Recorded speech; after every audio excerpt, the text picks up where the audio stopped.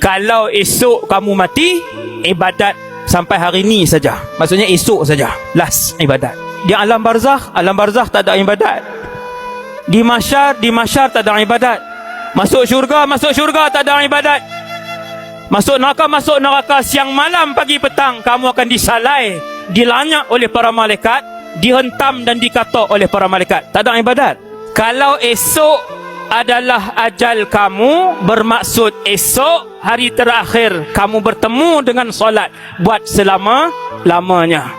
Barzakh tak ada ibadat, padang mahsyar tak ada ibadat, atas titian sirat tak ada ibadat, dalam syurga tak ada ibadat, dalam neraka tak ada ibadat. Ustaz, maksudnya kalau mati malam ni last, mati malam ni yang terakhir. Allahu Akbar. Allahu Akbar kabira, walhamdulillahi kathira, wa subhanallahi bukratan wa asila.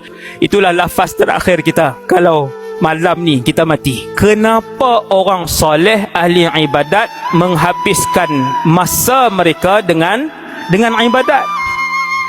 Baru kita faham pasal apa orang baik banyak pegang Quran, kenapa orang baik banyak pegang tasbih, kenapa orang baik sembahyangnya lama, doanya lama, zikirnya lama. Kenapa orang baik suka puasa sunat? Kenapa orang baik al-muhsinun bila bersedekah kerap bersedekah? Kenapa? Sebab mereka faham selepas mati tiada ibadat.